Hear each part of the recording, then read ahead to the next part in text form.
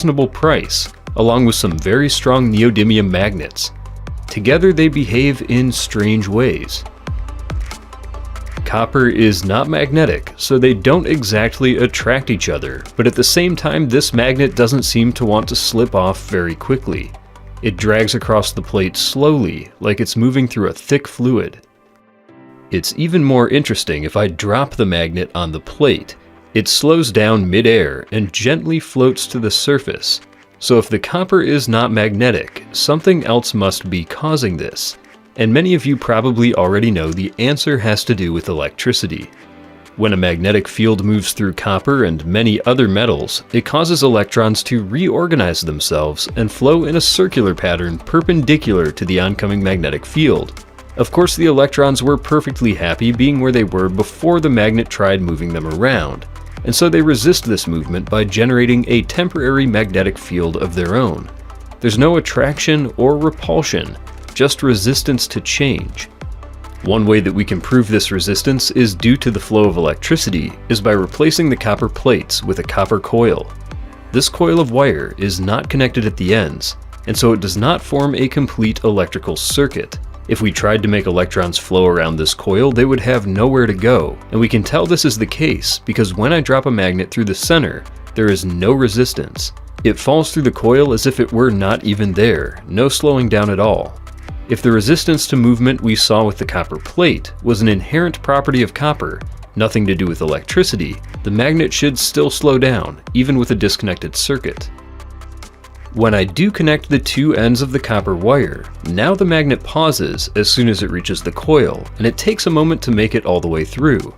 Electrons can now make a complete orbit around the coil in response to the oncoming magnetic field, and so the magnet slows down as its momentum is converted into electrical current. If I once again disconnect the coil and bridge the circuit with an LED, we can see a better indication of the electricity. The LED is very efficient, so powering it doesn't slow down the magnet quite as much as when the circuit was closed directly. This is a simplified model of how the majority of the world's electricity is generated. There are many different types of power plants, but most of them are just trying to figure out different ways to more efficiently move magnets through coils of wire.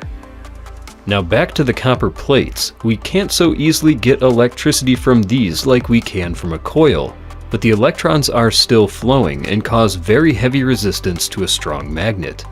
Because of this, we can do some interesting things like manually levitate a magnet above the surface.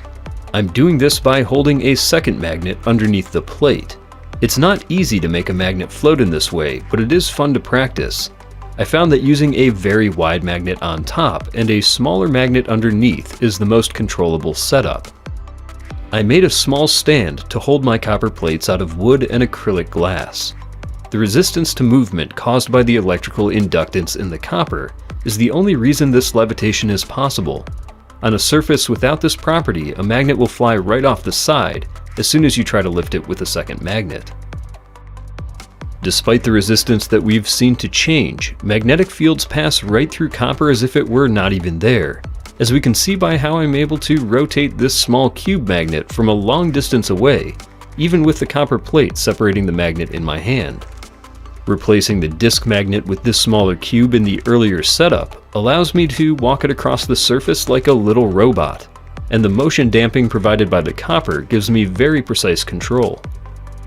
Besides the generation of electricity, there are a few other practical applications for this sort of motion damping. High-speed trains and even some roller coasters use a magnetic braking system set up in a way very similar to this, with powerful magnets, usually electromagnets, elevated above a conductive surface. The magnets slow the vehicle down quickly without any surface-to-surface friction that causes damage in conventional braking systems between brake pads and rotors. My favorite tabletop demonstration of magnetic braking is to swing a magnet toward a chunk of copper like a wrecking ball. The magnet loses all of its momentum at the very last moment in a way that almost looks supernatural. It reminds me of a scene in the second Matrix movie where Neo stops bullets in midair. What's really happening is of course the same thing that has happened in my other examples. The magnet's momentum is slowed by opposing magnetic fields generated by the flow of electrons in the copper. And since the electrical energy isn't being collected by a circuit for any useful purpose, it dissipates into the lump of copper as heat. So the copper actually gets warmer every time I swing the magnet toward it, but by such a small amount that measuring the change would be very difficult.